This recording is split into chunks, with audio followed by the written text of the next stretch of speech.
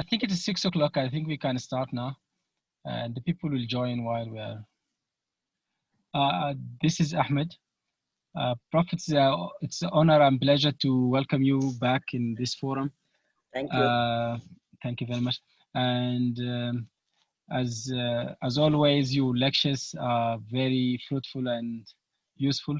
It clear up a lot of gray areas in our minds, and it clarify points in very important topics. So today, Professor Raj will address us in intra-abdominal infections, part 1. So Prof, the podium is yours. You can start. Yeah. Thanks. So thank you very much. Last time we had spoken about large intestinal obstruction, and before that small. So we'll take today intra-abdominal sepsis or infection. At the end of my talk, you should be able to get this much information. See what type of peritonitis we are dealing with, what's pathophysiology. For the important thing is to know some scoring systems and clinical examination, what about the fluids, and some common problems which we encountered, we'll be able to talk. So you look at that mortality in England, it's almost 40 to 40% for a intra-abdominal sepsis. Experience of the surgeon is very important here, because very often you find whether it's appendicitis ruptured, or whether it's a diverticulitis or a perforations or a gangrene. So more experienced surgeon means definitely the suturing, anastomo technique. Patient factors also important, because often comorbidity, elderly patients, diabetic, so many issues are there. And remember, bacterial load, it's more in the colon. Look at that figures. So more than 1,000 species. So upper GI, stomach, better. As you come down, intestine, anaerobes, and then colon, including Clostridia, etc. So huge difference is there. And we need a good anesthetist for the intensive care unit. Today, I am only concentrating this. So maybe next Thursday, if I had to decide about that. So I'll be speaking next time, because GI system is the most important thing, common problems. So we shall discuss more on gastrointestinal sepsis today. So when we talk about that, mainly we concentrate on perforation is the most common thing. In India, we do get tuberculosis and remember enteric fever or a typhoid perforations. In addition to peptic ulcer, of course, the gangrene of the bowel. When I took intestinal obstruction, I have given more details on mesenteric ischemia, volvulus intersusception. So anastomotic leaks. This is something which disturb the sleep of every surgeon, that you have done the resection anastomosis and it has given way. So these are all the various problems we encounter when we talk about intra-abdominal sepsis. Look at that very difficult situation of a patient who comes with the sepsis here. Look at that. See here, one side you have got the mop which is being removed there. You saw that. Look at that intra-abdominal collections. You have done the anastomosis and it has given way. The feculent material is coming, and this side a mist mop has been removed.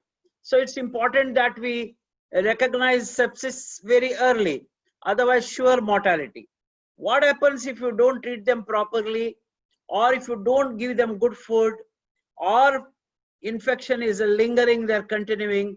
This is what is happening. What is autocannibalism? It's nothing but the body is eating itself, the muscles basically.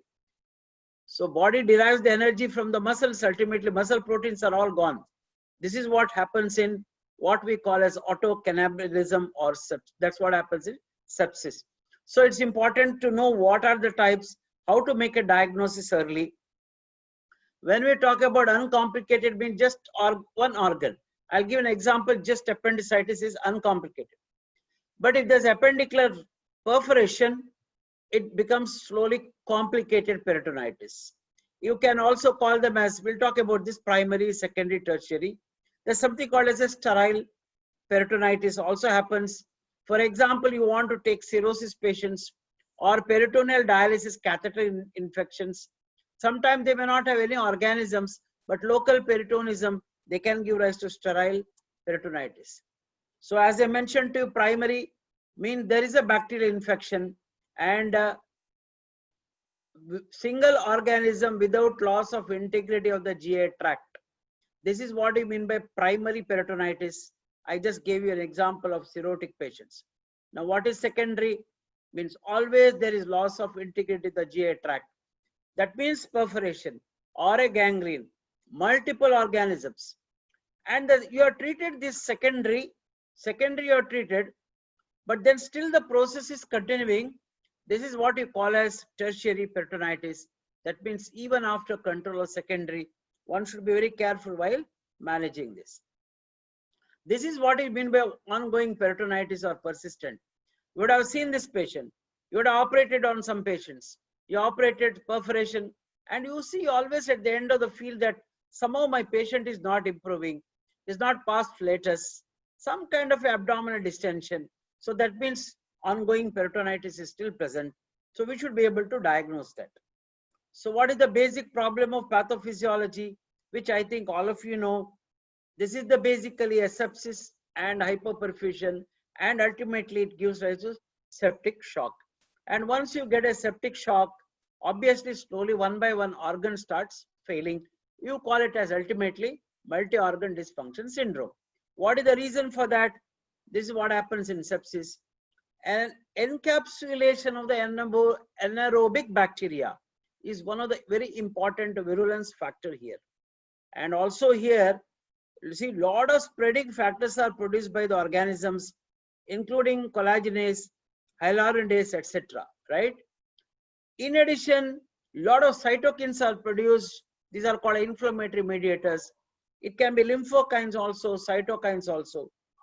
Even without a perforation, bacteria can migrate outside, called as translocation or even transmigration, because of loss of mucosal integrity with or without a perforation. In all these patients, there is what is called as a base deficit, means is a plasma lactate, or negative base axis, also called as base deficit. Now, when a patient goes for an organ dysfunction, right, there are some scoring system which we should know. I'll be talking about this, what's called a sequential organ failure assessment, also called as SOFA score.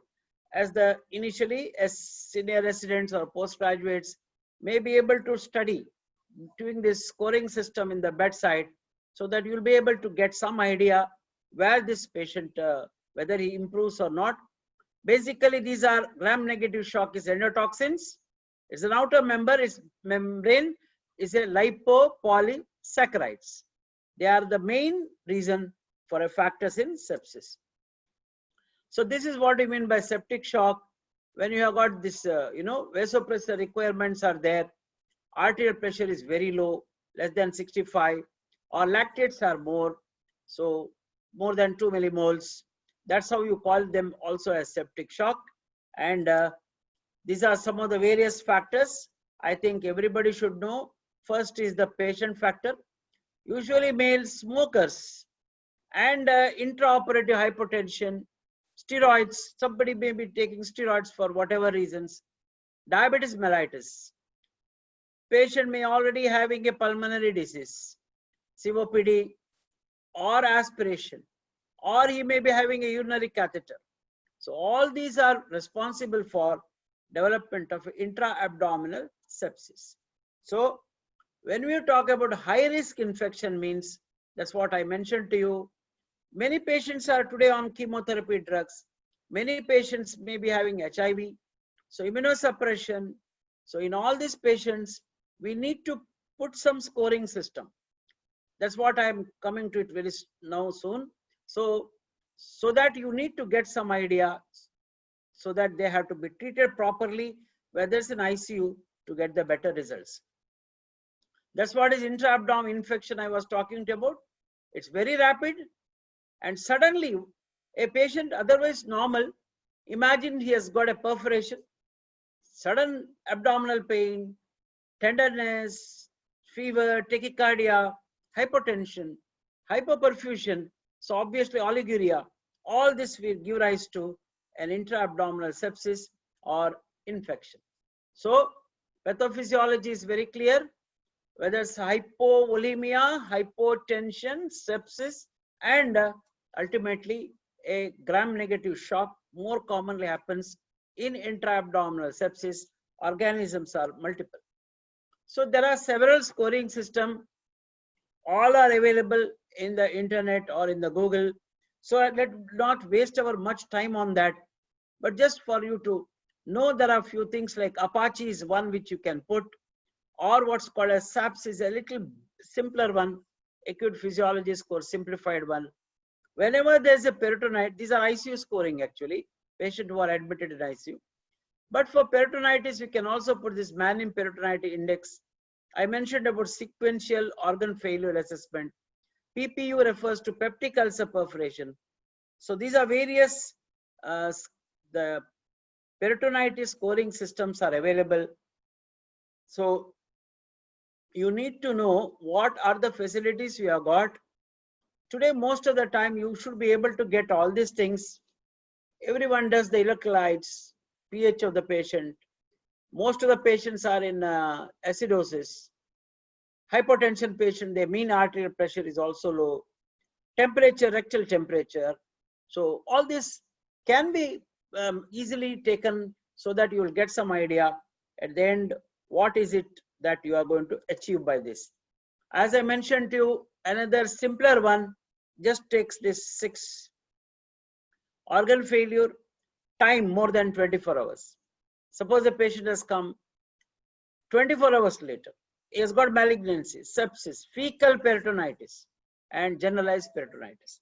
So each one has got a scoring system. Accordingly, you mark it and you'll get the answer. So this is another one, what has been called a SOFA score, sequential organ failure assessment. There are 6 scores are there, which you can take into consideration. Nowadays, they come out with another score called as a quick SOFA score, in which they also talk about CNS, chest, and cardiac. So that's what is called as a quick SOFA score, also called as a Q SOFA score. So it's possible that you can note down these points and try to put in your case what actually is the scoring system. You know, perforation is the second most common complication of a peptic ulcer disease. Hemorrhage is one, and perforated patients have got more morbidity, mortality, because there is sepsis. Whereas a hemorrhage patient, if you are able to control the hemorrhage, they do well because there is no sepsis per se in a hemorrhage. So various other scoring systems are also mentioned for a perforation. So these are some of the things, but you can make out that first one is important. You know, the whole problem of even in our country, there's a delay in the onset of acute abdominal pain, and a patient is coming to casualty or triage or more than 24 hours. They have already got a shock, and of course they have got other comorbidity here, malignancy, etc., cirrhosis. So obviously adds to more mortality. In addition to the usual sepsis and all we talked about, there are some problems which happens in the hospital. This is also very important.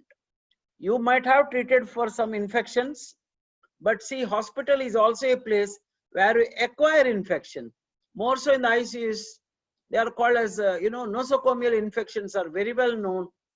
There are also central venous line catheter here. There are wound dressings, dialysis catheters, chemotherapy, all this will add. And in this, it's important to know multi-drug resistant organisms, and also to treat, remember, candida or a fungal infections. So I have given you some idea about pathophysiology, right? And I have given you some idea about a scoring system. All the scoring systems are available, so there is no point in by-hearting things. but just to keep it in mind and to apply to your patient. Clinical features, I think all of us know how to diagnose a peritonitis, but for the sake of learning, I thought whenever a patient comes with a severe acute abdominal pain, sometimes back, I also heard partly the acute abdominal pain was discussed in your surgical society. I also heard it for some time. So, but here I have a checklist for you. Whenever you have a upper abdominal pain or even peritonitis like thing, have this 10 piece in your mind.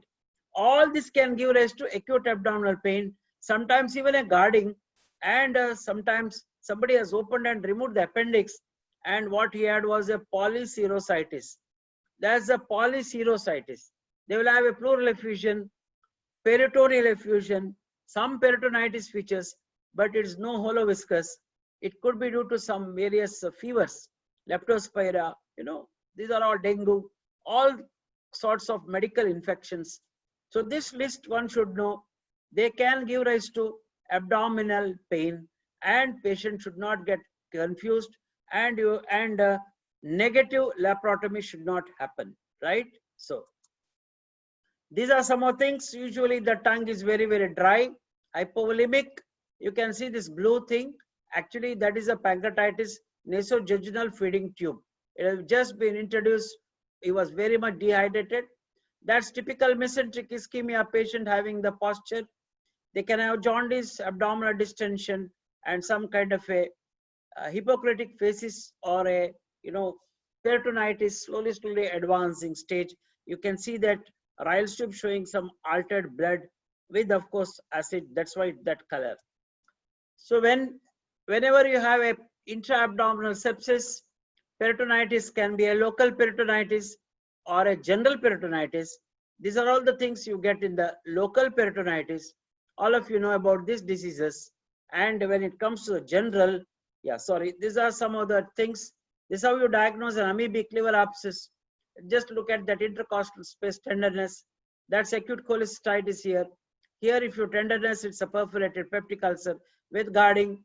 That's the right iliac fossa. Somebody is pressing. She has got rebound tenderness. There's the diverticular point on the left side. And of course, these are appendicitis. So these are some of the clinical signs. And always, I mentioned, don't forget to examine the hernial orifices, which we have mentioned last time also. In all abdominal sepsis, for all that matter, obstructed hernia with a gangrene may be the source of infection.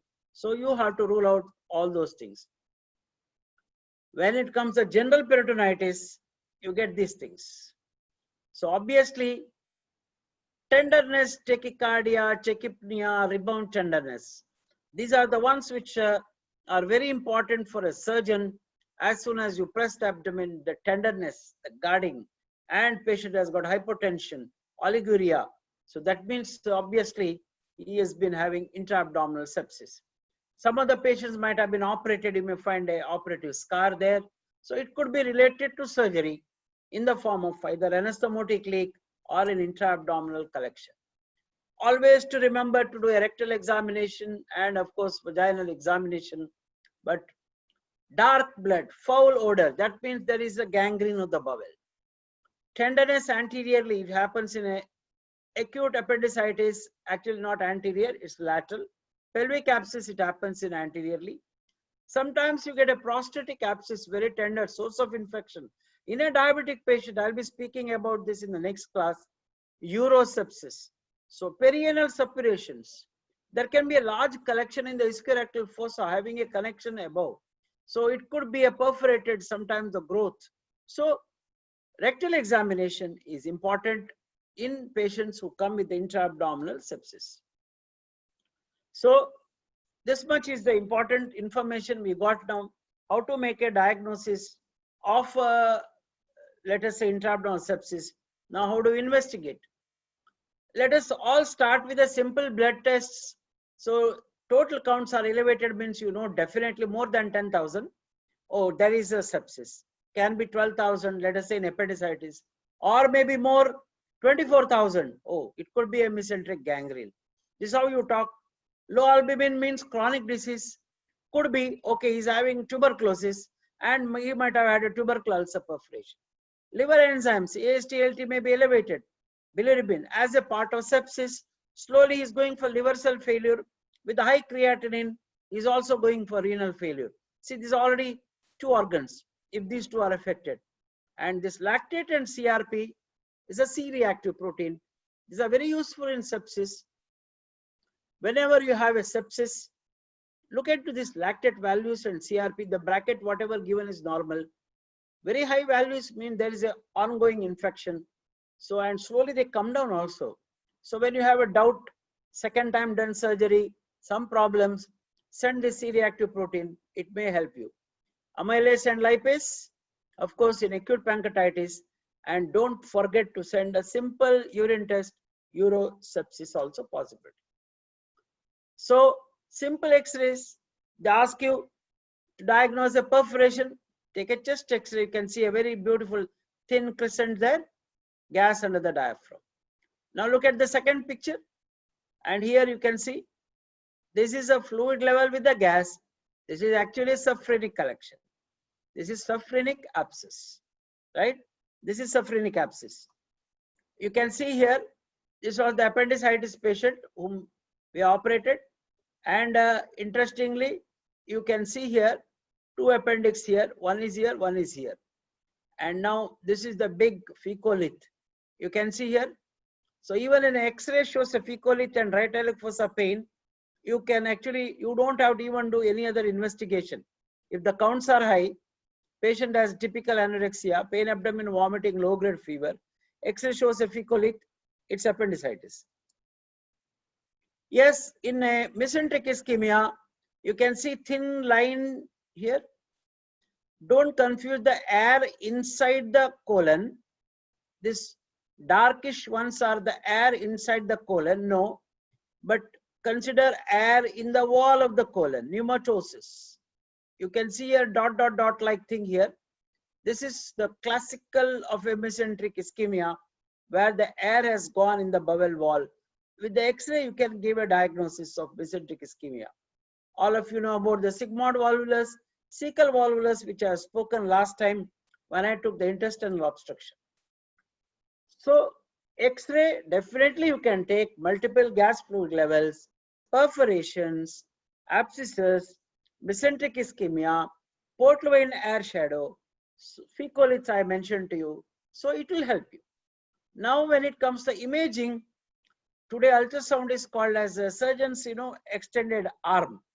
So it will definitely give you much more information. It can at least tell the collection inside. It may not tell the ileal perforation or a jejunum, but it will tell you significant collections. Portable, there's no radiation involved. So, and if you have a doubt, you can put a needle, ultrasound guided needle. You strike the bile, you strike the fecal matter, strike the pus. You don't require further treatment. However, you have a facilities. If it is equivocal, you can get a CT, but remember there's a radiation hazard. Women, MRI is ideal, right? Especially pregnant women, no radiation is involved.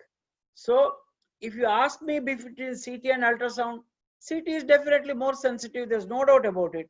But if the ultrasound can give a correct diagnosis, aperistaltic, tubular structure, fecalith is present, is like acute appendicitis, CT may not be required. MRI, I have already mentioned to you. This was a lady who was driving, and you know what happened? Instead of, she was about to take a reverse. She was inside, the car was inside that garage. Instead of reverse, she went forward and hit the wall. It was a steering wheel, hit the abdomen. And initially there was not much of, she was in the home only. After a few years when she comes, somebody asked for ultrasound and total count. They said normal and sent. Next day she comes with some severe abdominal pain. We did the CT and shows air here. It was a transverse colon perforation. This is another case of a diverticulitis and perforation. You can see here, left iliac fossa.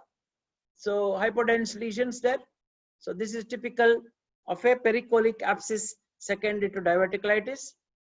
Now you can see here contrast CT. This is gallbladder, right hypochondric pain. There was a doubt whether it's a cholecystitis. There was some kind of a vague mass, but patient was in sepsis. Ultrasound has been done here, but patient was not improving with the conservative management, and CT showed a classical perforation. This patient we have to open immediately. There was a gangrene. Partial cholecystectomy was done in this patient. So CT definitely has an advantage. It depends upon how you make use of your facilities, depends upon your patient and what stage a patient has come. So CT has got definite advantage here. This picture I have shown you last time. Remember that air I was talking to you about in the wall? That's a pneumatosis, which I showed you one X-ray. This is the CT scan, which you can see here. So that's a typical of a mesenteric ischemia. Look at this patient. Suddenly they come with the tachycardia, tachypnea, and severe breathlessness. And he went to a physician, and a physician saw him for some time, took an X-ray, and this was his X-ray. They thought it's a collapse of the lung, and they managed for some time, but because he gave the history of all other pain, but then we come to know later it is a case of a diaphragmatic hernia. It's a diaphragmatic hernia, and you can see here so many contents have gone inside his left thorax, including the colon and including the stomach. So that much is the use of a, so this is the plain X-ray chest, you can see here. Actually you can diagnose, see that line here. So this is what even here you can carefully, if you watch, you can diagnose. So diaphragmatic hernia. And you have a doubt, as I already mentioned to you, if there's pus inside, bile or fecal matter, or you may strike a food particle, that means there's a perforation. You can do an ultrasound guided aspiration. Yes, always, when in doubt, laparoscopy will definitely not worsen the patient. So if they're talking to anesthetist with resuscitation, equivocal patients, in spite of all these things, CT scan can miss even up to 20% of the case of perforations. You can go for a laparoscopy, and you can see your accuracy is very, very high, very, very high. So it's much better than even a CT and even MRI. So don't forget to do, when in doubt, we used to tell earlier, when in doubt, open. Now you say, when in doubt, put a laparoscope, and obviously then open. Individually, there are many diseases. We'll go to some treatment principles. So what is important is early antibiotics. Early antibiotics. So, but once you start an antibiotic for prolonged prophylaxis is not good. Later you do it for a culture sensitivity and then manage. There are two important things to remember here in what has been called as early goal-directed therapy. One of them being the fluid. And for the fluid measurement, no doubt central venous pressure used to be done, not that you can still do it, but what is better is ultrasound guided fluid therapy. Means you look at the inferior vena cava diameter, IVC diameter, you can see. You can just elevate the leg. We used to do it. When a patient has hypertension, just elevate the leg. So much you can, if it responds, means patient will respond to the volume. So you can assess it now today with the help of ultrasound. In the bargain of treating the sepsis, often one thing is forgotten is nutrition. I put my first initial slide. So take care of this, and of course source control. What is the antibiotic of choice? It should be always broad spectrum, cephalosporins, with of course anaerobes, that's a metronidazole, and you can also use amikacin, that's a gram-negative cover, provided the renal functions are fine. So this is the problem of sepsis. Intraperitoneal pus has low pH. So phagocytosis is also diminished here. So that is the reason sometimes antibiotic, single antibiotic may not act. It's also polymicrobial. So main organisms are E. coli, bacteroids dominate, treat them, anaerobic streptococci also. So this is what I already mentioned to you. Candida is also common in tertiary peritonitis. I have one slide later at the end. So whenever these organisms are not responding, you have a doubt, you can go for a higher antibiotic like penems. Carbapenems can be used as a single agent for enterococcus.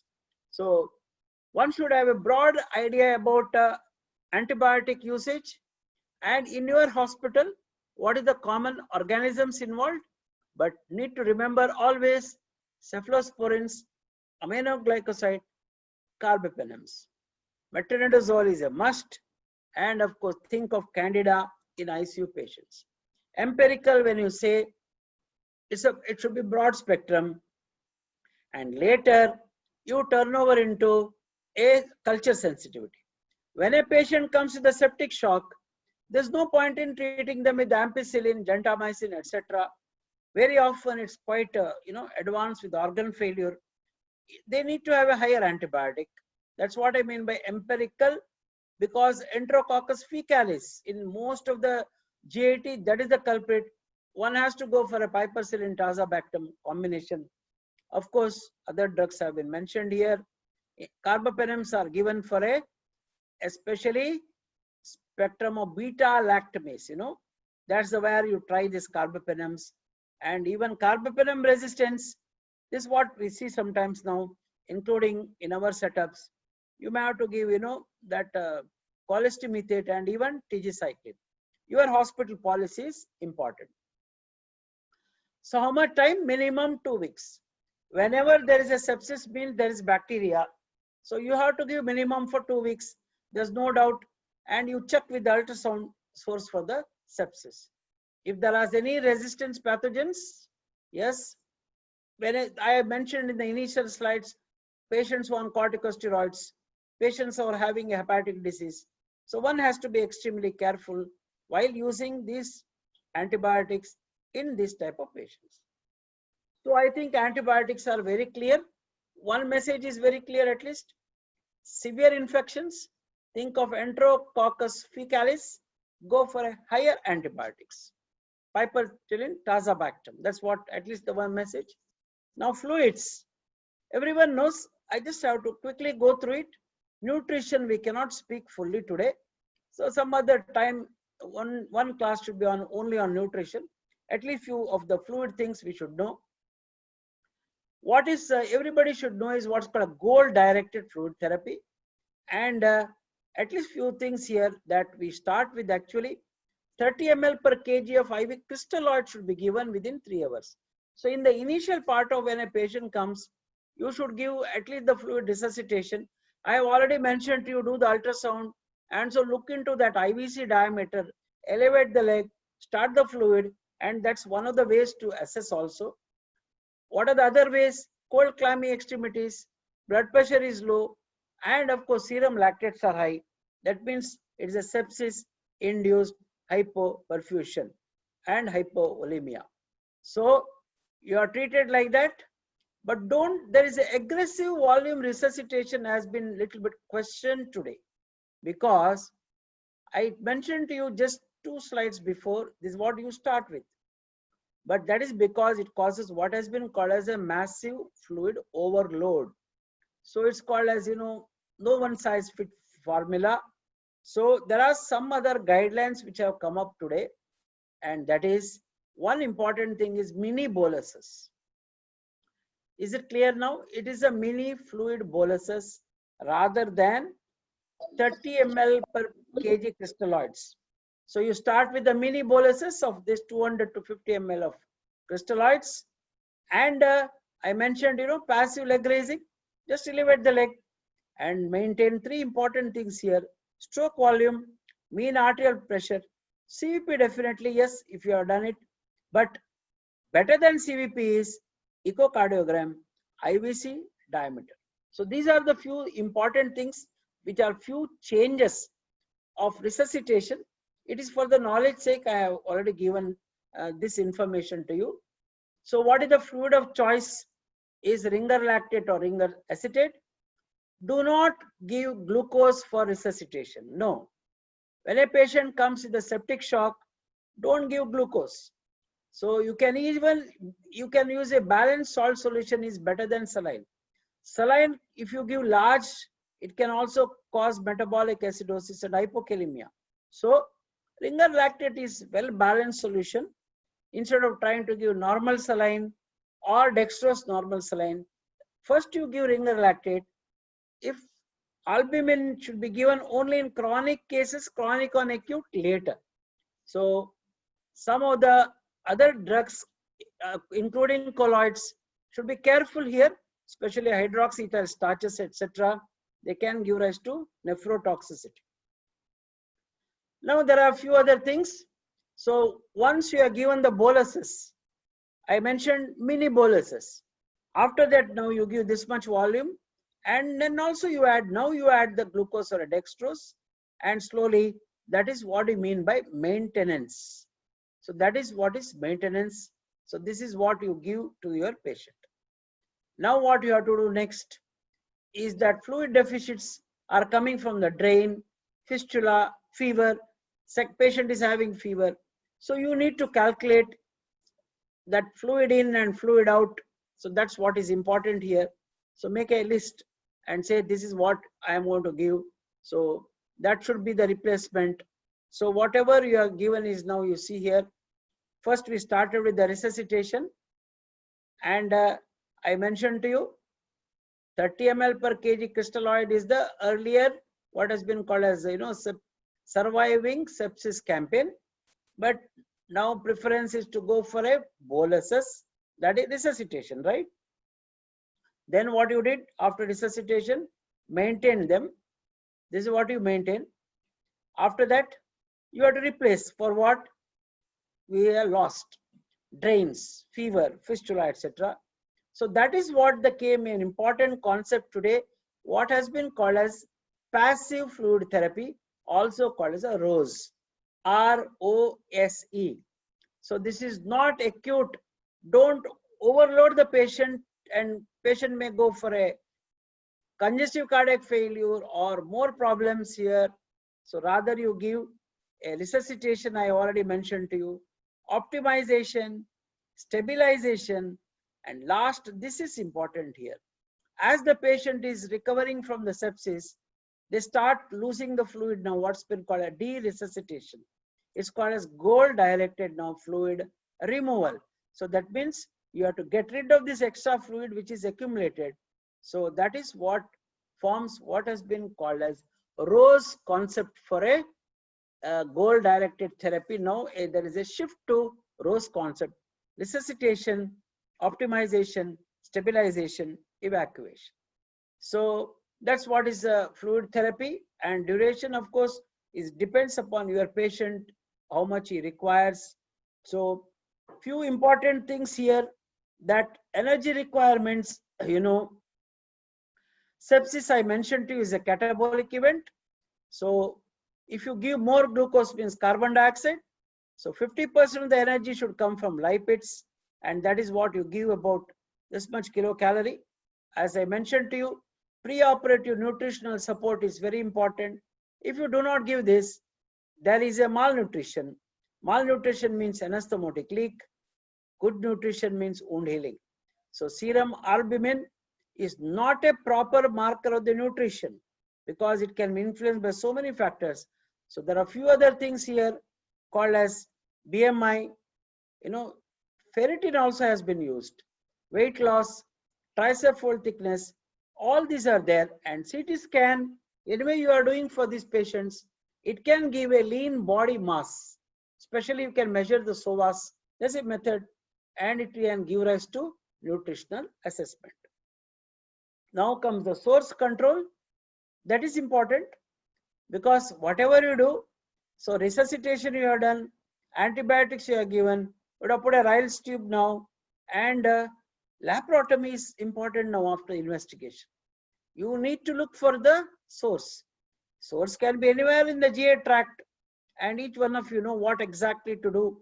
I will give you a few examples so that we'll get some idea. Basically, source has to be removed, and pus cavities have to be opened, and closure with peritoneal wash or peritoneal toileting. So Whenever you have got a generalized peritonitis, no doubt you do appendicectomy, that's fine. But anastomosing a bowel may give rise to reopening. So don't hesitate to bring the loop out, whether it's an intestinal ileum here or a colon. You can always get it exteriorized, and later you may have to do a second surgery. So this is an important principle to be followed in a generalized peritonitis. So I will give now a few examples with the case capsules of a source control. Among the perforations of the GIT, peptic ulcer is still common, but today you find more of a NSAIDs, that's a non-steroidal anti-inflammatory drug-induced perforations, sudden pain, hypotension, and best time to operate is 6 hours, and of course surgery is the treatment. I will give you some interesting case here. Just look at this patient, 28-year boy, came with the coffee ground vomitus and peritonitis, and that's how you definitely, it's a duodenal ulcer perforation, coffee ground. So if it's a gastric ulcer, generally you get a fresh red blood. So this is how you proceed, and you can see a gas under the diaphragm there, and that's what you do.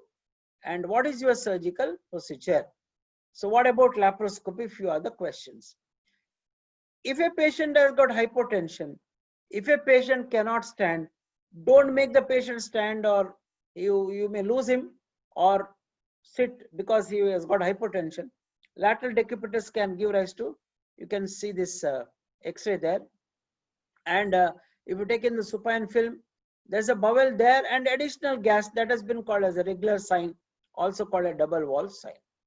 I mentioned to you CT scan definitely is more accurate. Look at that. This ultrasound cannot detect this. CT scan can detect as little as 5 cc air. So CT scan also may tell you ileal perforation. So your incision can be below the umbilicus. CT, of course, with contrast. If it says a duodenal perforation, your incision is above the umbilicus. So you have the advantage of the CT. A patient can tolerate that, say no renal creatinine levels are normal. So you can always do a CT scan which will guide you the incision, right? Yes. So treatment, I think all of you know, the most important thing is you can see the perforation there. That's a perforation, just to close it. Suture transversely like a pyloroplasty. You can use 2-0 Weichel sutures, and you can take a reinforce with omentum, what has been called as a Graham's patch. One important precaution, suture should not be too tight. Sufficient tissue should be taken. Small perforation, 1 centimeter, just 1 or 2 suture is enough. You don't have to convert it like a pyloroplasty. But when the suturing is difficult, it's a pedicled omentum. Just taking a piece and putting there. Actually, it's called a Selene-Jones operation. So it should not tighten it too tight. In all gastric ulcer perforation, always look for a cancer because it's important. That's why if you have any doubt, instead of closure, you can even do a gastrectomy provided patient is stable. Yes, laparoscopy, I think all of you know, it has got all this advantage provided you have the expertise with you. Is there a conservative line of management for a duodenal ulcer perforation? There are some guidelines which have been given. Somebody comes with the perforation and he has got, look at that criteria they are given here. No peritonitis, no shock, less than 70, no spillage, you do a contrast, patient is fine. So they have mentioned non-operative management for a peptic ulcer perforation, right? But you should know exactly what is your patient. Any doubt, yes, it's better to open these patients. Sometimes you encounter a very big giant ulcers, you know, they are between 3 ulcers, more than 3 centimeter. Very difficult to manage giant ulcers, and then you are left with the temporarily drainage of that whatever bile, feeding jejunostomy, and nutritionally you manage with the feeding jejunostomy and go after 6 weeks for elective repair Yes, there's so many options available. It's a tricky situation sometimes, so you can manage like. I will give one clinical case capsule. 23-year-old patient who undergoes appendicectomy because appendix was inflamed. Post-operatively, it was done in a peripheral hospital. Surgeon saw some 200 ml of green colored fluid and it went up to 600. He explored and he thought he had injured ileum. There was some serosal tear like. He did not have the CECT facility. So what he did, midline incision, and even he did a limited colectomy. See, surgeon has done appendicectomy, then bile leak, but he did not realize that it was bile leak. He thought it's content from the ileum, and he went in and did limited colectomy. Leak continued, and see here now, so much is pouring. When you have appendicectomy, even if you have injured the ileum, it doesn't come of this kind of a picture. If you see this, this was a classical bile, and when you did the CECT in this patient, that CECT was contrast was coming out of the duodenum. This is how the patient was there, and this is the Hippocratic facies patient, and it was a big duodenal ulcer perforation, and we did a tube duodenostomy, and drained the, of course, very important is to drain the peritoneal cavity.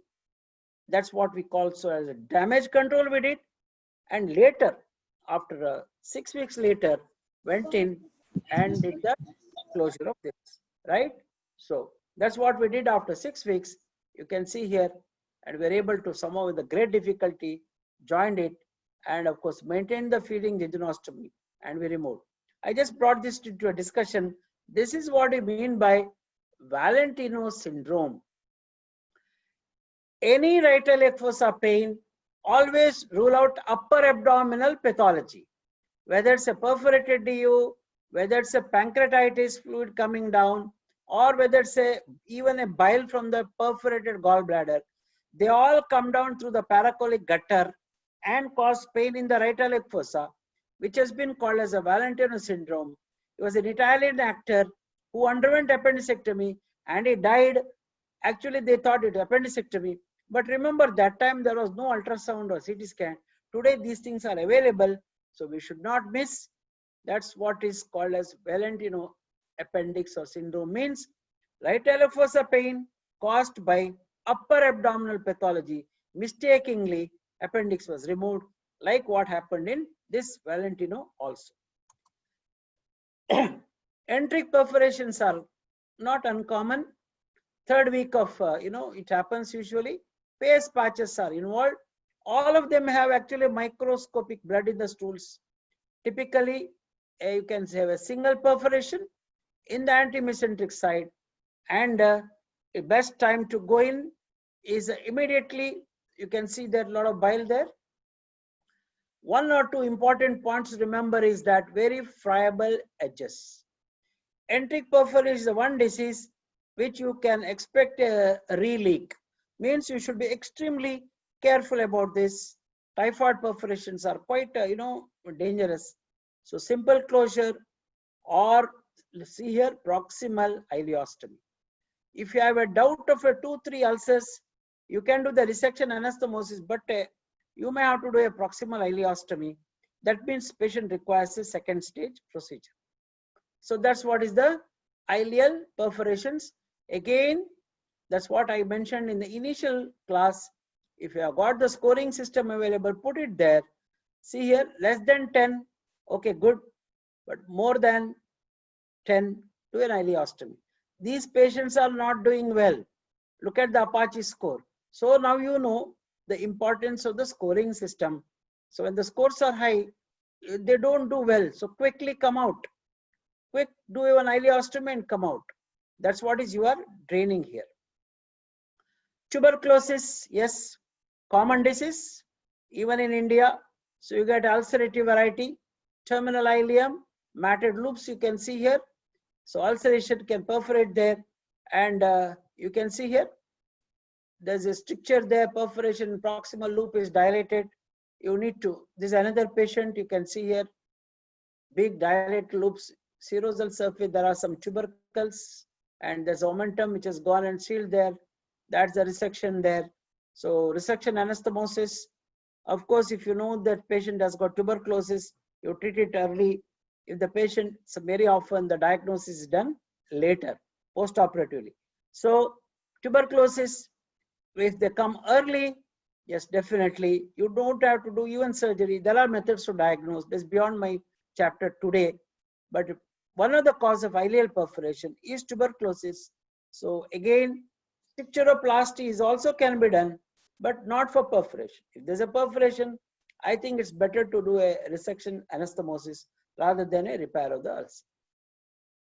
I have mentioned about an option for a small bowel exteriorization. When you have a patient who has got a mesenteric ischemia with a gangrene and sepsis, no doubt you resect, but you still have a doubt that there could be another area of a gangrene. When in doubt, just bring the loop outside. You can see here one loop is out. This is the distal mucus fistula. There are 2 lumens here. You can see here. See here, another patient, 2 lumens, proximal and distal. And you can always watch if there's any doubt. You can always, these patients are safe rather than you don't know what is happening inside. Or you can always keep a second look laparotomy. Crohn's, we do get Crohn's disease with the perforation with the localized abscess once in a while. Indication in Crohn's is only if there's a localized abscess or a perforation. Otherwise, try to manage as much conservatively as possible, because this is one disease, unlike tuberculosis. It's very difficult to manage this because there's no specific treatment available. It can give rise to multiple abscesses, fistulae, internal fistulae, etc. So if you are able to get it under control, that is fine. If there's a perforation, you may have to do it surgery. Resection of the surgery, that's what is the recommendation for a Crohn's disease. So these are some of the things here. So preoperative diagnosis of acute colonic perforation may be difficult. Inflammatory mass in the sigmoid is better resected than colostomy. Hartmann's procedure. This is something you should know. Whenever a left-sided colonic perforations happen, you no doubt you can do a resection. Most of the time it can be malignancy. Anastomosis can be in danger. So just bring it out as a colostomy if there's a sepsis. Otherwise, you may have to give on-table lavage, etc., which I have spoken last time. But patient who has got a sepsis, just do an Hartmann's. You will be able to manage these colonic patients. Yeah, that's what is I mentioned to you. This scan I have shown you. See here, large collection there. So you can do a pigtail here first to drain the sepsis, and all the diverticulitis, you don't have to do laparotomy. First drain it. Very often that itself will manage later.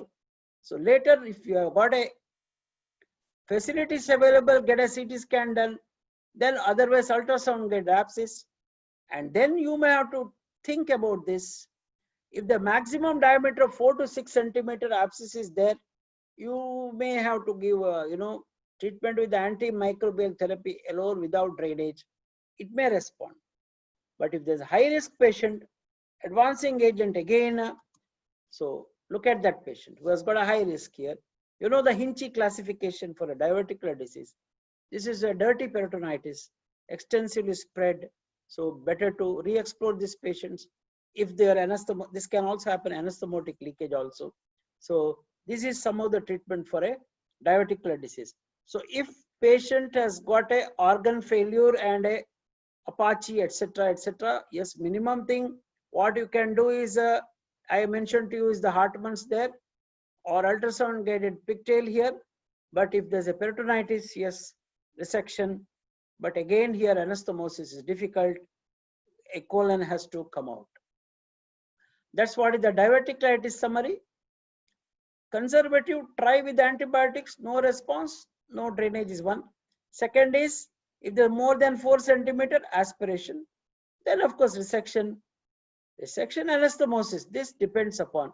Thus we talk about colorectal surgery, colorectal unit, where they handle more. In such patients, you can always manage with the surgical expertise. I think gold standard for acute appendicitis is appendicectomy. There's no doubt about it. Appendicular abscess means you put a pigtail insertion. This is a, when you have a perforation, you call it as a complicated appendicitis. Such patients require an abscess drainage first, with or without removal of the appendicectomy. So once you have a complicated patients like a phlegmon, you can see here, he was a young boy who had a managed for a gastroenteritis by a physician, came with a big perforation there. We were able to drain the pus. It's an open method we did, and appendicectomy was done, right? So that is what is important. This is another patient having a gangrene there. So these are some of the references for appendicitis. I think it's not important. So what is the recommendation today? Stable patient only with antibiotics. Every patient who comes with the right leg for pain, even if it's an early appendicitis, you don't have to do any appendicectomy. Stable patient, even with the periapical abscess, you can manage with antibiotic. But if the persistent fever is there more than 2 days, you may have to drain it. Otherwise, exploration and appendicectomy is the treatment. Yes, pregnancy with acute appendicitis, you can still do a laparoscopic appendicectomy, not that you cannot do, but there's increased fetal loss. So whenever you do, first trimester definitely not recommended. So in case if it happens, there's a definite chance of a fetal loss. Gangrene of the bowel, I think there is no doubt about that. Resection, anastomosis is the treatment. Whether it's a mesenteric vascular, whether it's a volvular, interception, necrotizing, whatever, CT scan is the gold standard. Resection and anastomosis with or without diversion, right? This is one area where surgeon is always worried is anastomotic leak. You know, this is one example to give you. 55-year-old man has got a sigmoid colectomy. 4th post-operative developed fever. Counts are high. Urine output is slowly going oliguria. This is what is happening now. That is what is anastomotic leak. There may be a lot of factor for anastomotic leak. I mentioned to you surgeon factor, patient factor, your anastomosis or sutures. So, but what is important is the diagnosis. So you have to be vigilant here in a rounds, fever, or is not past stools, or tachycardia, counts are high. So again, fecal fistula. So it's a dreaded complication. As I mentioned in the initially, even in the best hands, anastomotic leak for the colon can go up to 15%, right? So CT scan is definitely the treatment, and all depends upon your case, but mostly he requires a diversion. See here, another patient, somebody had done a hemicolectomy, and he comes like this to the post-operative, again, hypotension, sepsis. You don't require any treatment here, but resuscitate him and explore. These may be the reasons, albumin, sepsis, vascular detention, technique, etc. But when you have a notes, somebody has referred, I have done hemicolectomy and ileocolic anastomosis for a carcinoma colon. He comes like this, just resuscitate, put lines and explore. Yes, if possible, to anastomosis. Less likely in this, just bringing out, that is the treatment, ileostomy or even colostomy. I was referred a patient from outside post-cesarean section. Surgeon told me I have not injured anything. 4th post-operative day, there was some abdominal distension. He kept him nil per oral. There's some tachycardia. He started antibiotic. 6th day started liquids. 8th day sutures removed. 10th day pain increased and referred to our hospital. And I went straight away. There was some guarding rigidity, and we explored this patient. And for my surprise, you see this video carefully. You can see that. So,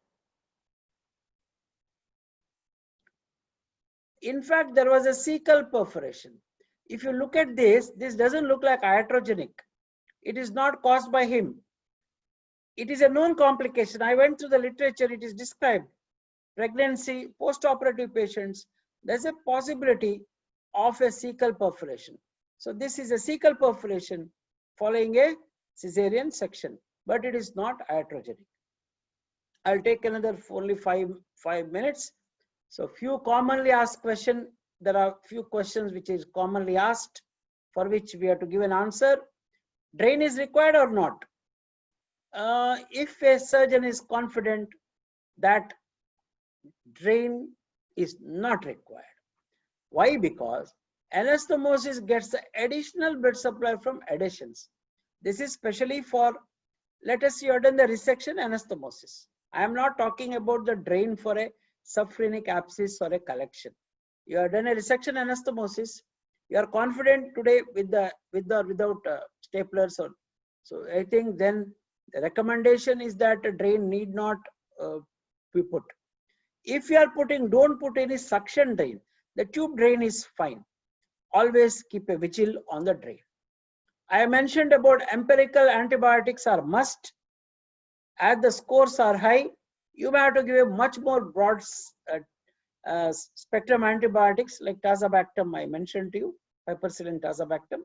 So it's better, but later you give according to the culture sensitivity. What is the intra-abdominal abscess treatment? First treatment is always today's CT guided or ultrasound guided aspiration and put a pigtail. Pelvic abscess is drained to the rectum.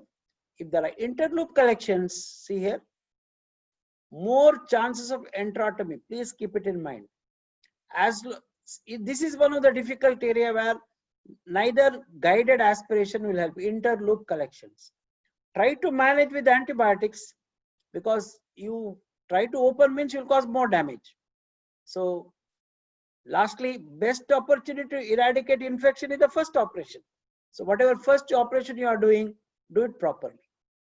Anastomotic leak, I have already mentioned to you the reason, patient factor, surgeon factor, intraoperative hypotension, albumin, etc., etc. The only a point worth mentioning when you are re-exploring, think of a laparoscopy. Don't feel bad that I did a laparoscopy, or don't feel inferior that I should have done anastomosis, nothing like that. So you may have to keep it in mind, always a option of a laparoscopy. When the peritonitis is going on, any markers you have got? Yes, I mentioned in the initially, you operated once, you have even operated twice. Somehow a kind of a difficult decision sometimes. Is there a collection? So always keep it in mind, C-reactive protein. That means persistent elevation is an indication of a septic complication in the post-operative period. So in addition to the total count, whatever you are doing, also try to get the C-reactive protein. So nothing like a source control in a peritonitis. These 5 Ds you try to remember. Debridement, whatever the tissue which is dead has to come out. Device removal means when I say catheter, whether it's a CVP or a urinary catheter, drain, etc. Or drain the pus cavities. Decompress the abdominal cavity. Otherwise, they go for a compartment syndromes, or consider a definitive repair. Definitive repair when I say perforation, etc. Keep this in mind whenever you treat a abdominal sepsis patient. I think I will quit that this. So re-exploration is difficult. I mentioned to you, whenever you have these patients who come for second time, for third time anastomotic leak, you have to open, you have to be extremely careful. This is what happens. You can see here, matted loops, see the fibrin plaques, adhesions. So very difficult. So don't create enterotomy. I mentioned to you, just bring a loop out there, colostomy. You can't close the abdominal wall sometimes. Can't close, just put a bag. What we use is simple Eurosac bag, cut it open, just suture it all around. Granulation tissue will develop and slowly it will heal at the end of the day. So that was the patient. You remember I showed you Valentino syndrome. This patient was operated 3 times in a septic shock and he did well. So that's the most satisfying moment when a young patient from sepsis on deathbed walks home and leads a normal life. So Dear friends, I hope you know now what types of peritonitis you are dealing with. Pathophysiology scoring systems are clear. Clinical examination is mandatory. You should know the principles. Remember ROSE principle, ROSE for the fluid therapy, 5 Ds for that last one, debridement, device control, etc., etc. So that don't forget those 10 Ps which I mentioned as a cause of acute abdominal pain, but they are all medical. Don't do a negative laparoscopy. So these are my various references. So with this, I say thank you very much for your patient hearing. And if you have any few questions, if I know the answers, definitely I am happy to take it. Thank you. Thank you very much, Prof.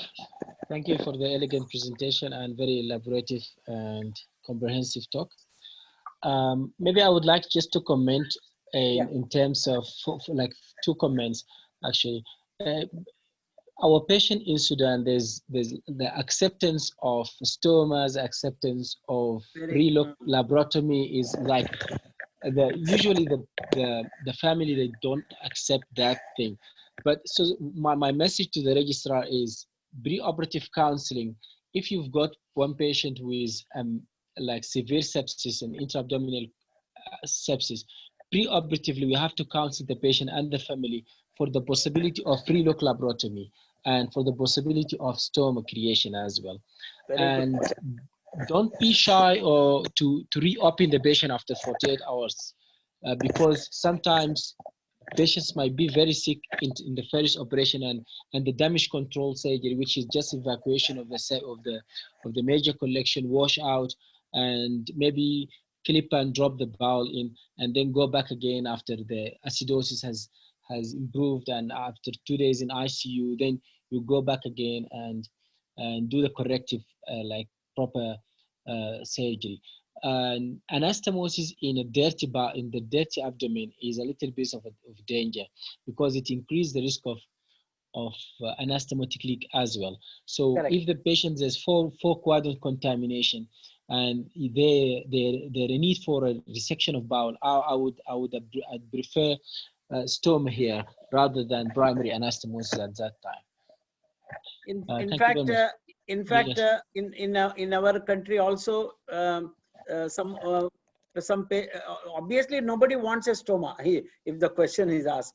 But what happens is what you told is true.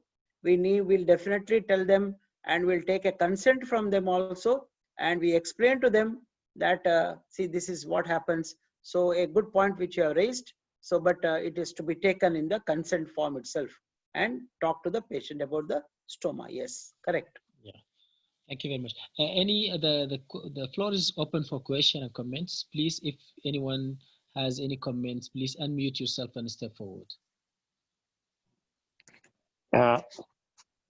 Good evening, everyone. Assalamu alaikum. Good evening. Assalamu alaikum.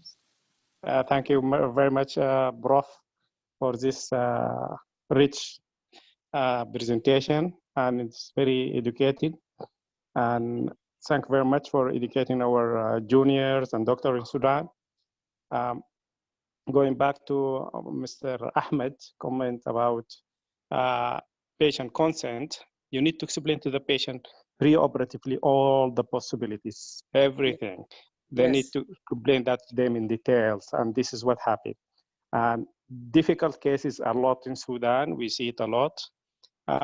If you work like a team, get 2 or 3 consultants together, do like a team, and you can work together. Usually more than one brain, better than one brain, better, because sometimes in OR, you're locked down and you need just clues from anything. Anyone else can just give you a hint. And if you have 2 or 3 consultants working in a group, even by phone, you can talk to them. Don't be shy. Not everyone does not know everything, so you have to ask for help, especially as a junior doctors. Don't be just brave. I'm not going to call anyone. Just ask anyone. It is very mandatory. And the other things about sepsis, the first thing usually in sepsis is tachypnea. If the patient gets tachypnic, this may be a dangerous thing, and just start look for anastomotic leak, intra-abdominal abscess, and then that will follow up with tachycardia. So just keep that in mind. And thank you very much for everyone and Sudanese Surgical Club. Thank you. Thank you, sir. Thank you. Thank you so much. Any other comments, questions, please?